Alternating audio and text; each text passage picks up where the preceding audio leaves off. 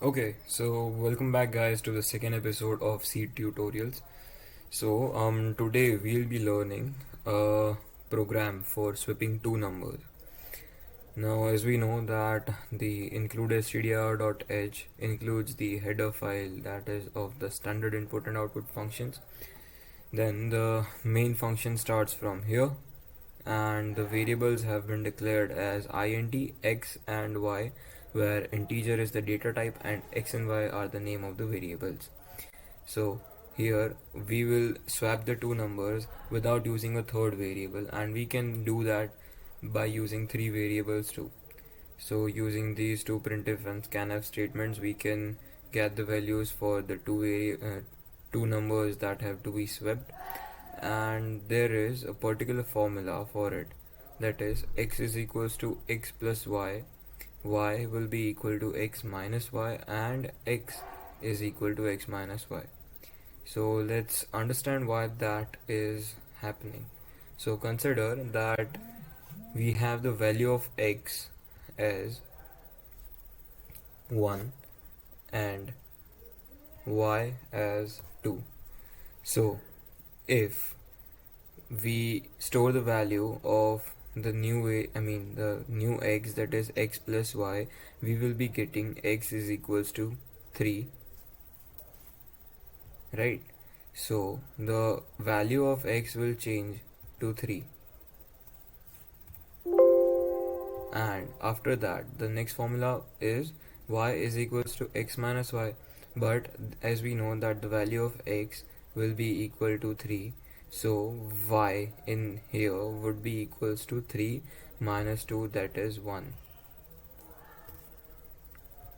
After that the value of x is equals to the x minus y. Here the value of x is 3 and the value of y is equals to 1, so 3 minus y will be equal to 2. Hence when we print the values of x and y, we get x is equals to 2 and y will be equal to 1. So as we can see that the values of 1, that is x is equals to 1, changes from 1 to 2, and the value of y, that is equals to 2, changes from 2 to 1, and we have successfully swapped the two numbers. So let's try and run this output.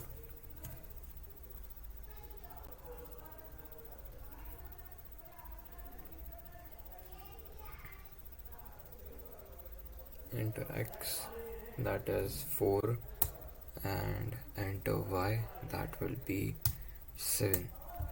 So when we entered 4 and 7 as x and y respectively, we got the exact opposite of x and y stored in it, that is x would be equal to 7 and y will be equal to 4.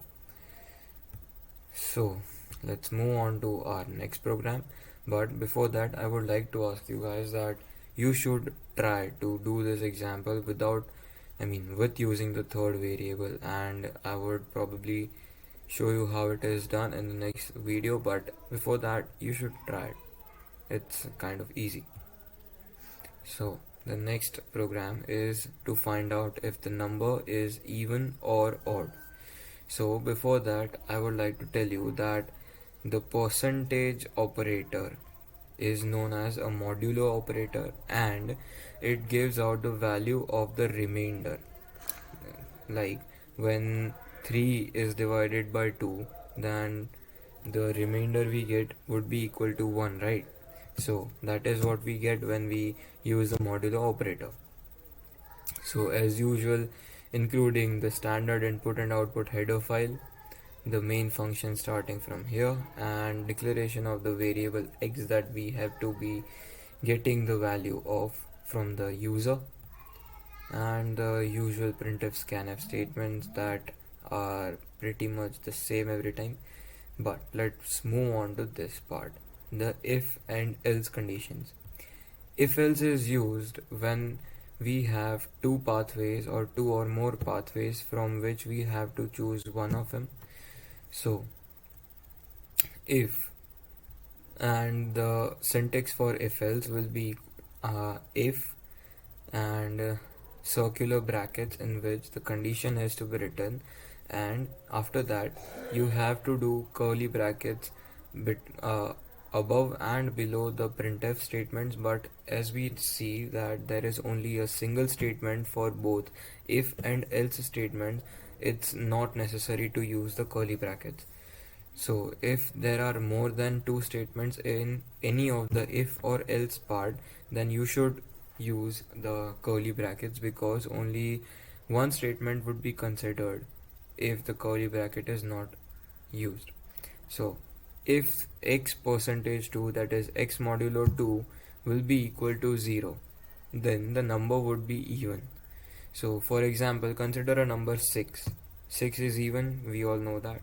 So when we divide 6 by 2, what would be the remainder? That 2 into 3 is equals to 6. So 6 minus 6 would be equal to 0, hence the remainder is 0. So the condition in here is true, then it will execute this part, printf even number. And if the condition is false, for example in x equals to 3, 3 modulo 2 would be equal to 1, because 3 divided by 2 is equals to 1.5, right? But here we have taken it in integer, and as we have the modulo operator used up here, the float wouldn't be shown here. Hence 3 modulo 2 is equals to 1, that is 2 into 1 is equals to 2, and 3 minus 2 would be equal to 1. So the remainder of 3 mod 2 is not equal to 0, hence else portion would be executed and odd number would be printed. So let's see the output.